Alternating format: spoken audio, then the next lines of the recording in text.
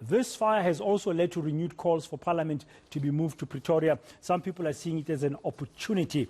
This will mean both the administrative and legislative arms of the state will be located in Pretoria. The reason cited is that the move will be cost-effective. So what will the implications of such a move, if it happened, be? Let's discuss some views and some insight with Sanet Madonsela, political analyst at the University of the Free State. Ms. Madonsela, good afternoon. Thank you very much for your time. Parliament here is on fire. Well, part of it has been damaged, not all of it from what we are told, but the main National Assembly is pretty much gone, and there's other damages. And there are voices already coming out to say, hey, here's an opportunity of that old age discussion that has come up before, years before. Let's now use it and build a new parliament or move parliament to Pretoria. How do you respond to that?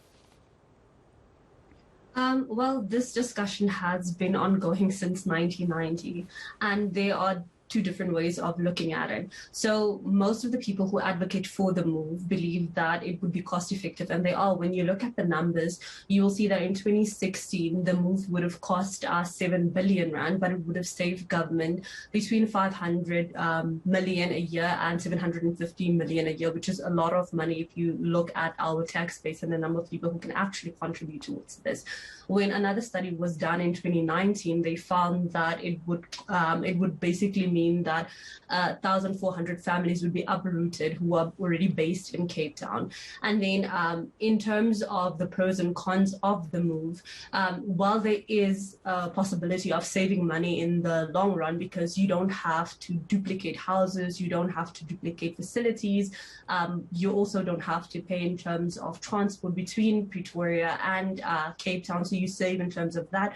But there is other things that are being looked at. For example, do you centralize everything? Is it a good idea to centralize everything in terms of Pretoria? Then you have things such as your load shedding, poor governance in Gauteng, and so on. So I guess it depends on whether you are just looking at the cost involved in this move, or if you're also looking at the uprootment of people and whether government does have the money to build a new parliamentary compound.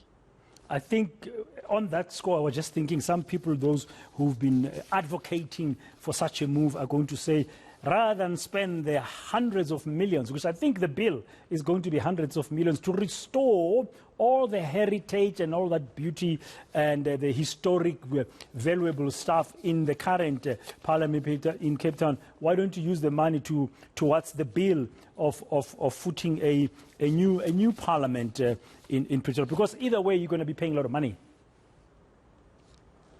I think that is a simplistic view. So while you can look at it, I think that when the forefathers planned everything, there was that element of creating some sort of separation in terms of having some things be based in the Free State, like having something based in Gauteng, having something based in terms of Cape Town, instead of having everything centralized. So I don't think that we should only look at it in terms of cost benefit, but I also think that while there might be substantial damage to Parliament, I think that, like the Minister said, we should wait for Friday when they do get the preliminary report in terms of how much it will cost, and then do a cost-benefit analysis in terms of whether it would be better to then build, whether it would be better to stay in Cape Town, and also just to also take into consideration that you can't just say that it needs to up and leave and everything should be based in Pretoria, because there is no act that supports the move at the moment. So that's also something that we need to look at. Yeah, the constitution. Now, I'm just thinking there, would you have to change the constitution then to accommodate a move if it were to happen, besides the cost? Are there legal and constitutional implications? I don't think you have to change the constitution, but what needs to happen is there needs to be an act that needs to be brought to parliament suggesting the move, and then people then have to vote in terms of that act. Do they approve it? Don't they approve it?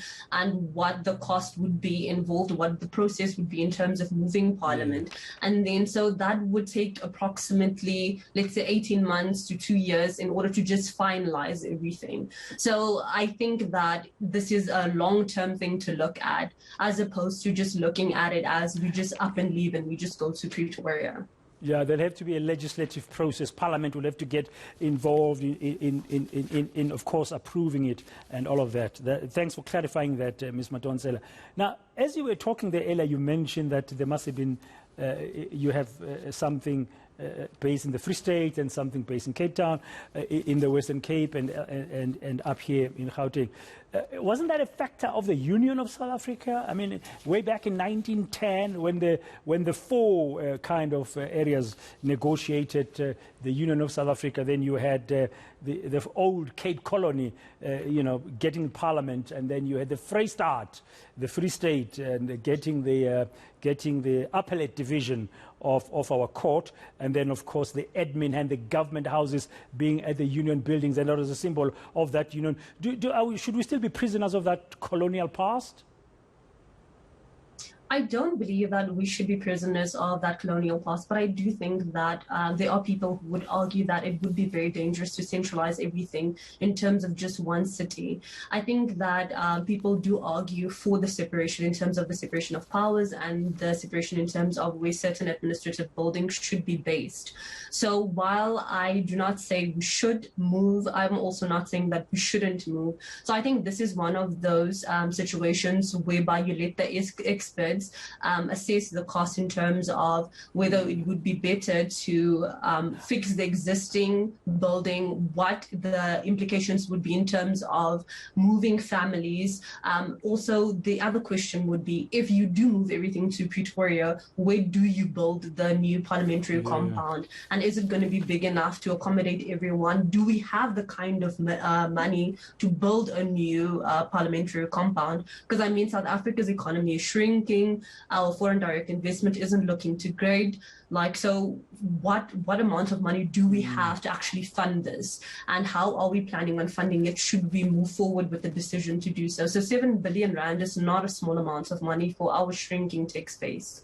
Yeah, and I was just thinking now, politically, are there benefits for maintaining the status quo in terms of our history and diversity?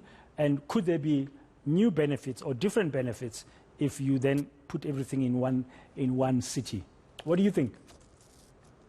I think it could be dangerous for places such as your Cape Town, because if you now move government departments out of Cape Town and you move everything to Pretoria, so it means that people who used to work there then obviously don't have their jobs there, which means they have to be relocated, which means that you are shrinking the tax base in terms of the Western Cape, and then you are moving all of those people and the money that those people would be spending, the money that they would spend in terms of education, healthcare, and just the general spending to Gauteng. So I think it would be beneficial for Gauteng if Parliament would move there, but I think it would negatively impact on the Western Cape. So I think this is one of those decisions that could have positive implications for some provinces, but it could also negatively impact on other provinces. But then you also have things that you need to take into consideration, like, can the Gauteng provincial schooling system, can it absorb all of those public servants' children? What happens in terms of members of parliament? What about their spouses? Do they up and leave as well? So I think that this is one of those situations where there needs to be further analysis in terms of not only the monetary value or the monetary impact, but also the kind of impact it will have on people's family lives, in terms of education, in terms of just spousal relations and so on. So this is quite a big one. Yeah, it's not just political, it's not just parliamentary, it's social, it's economic, and it's all those things. Thank you very much for your analysis. That's Sanet Madonsela from the University of the Free State here.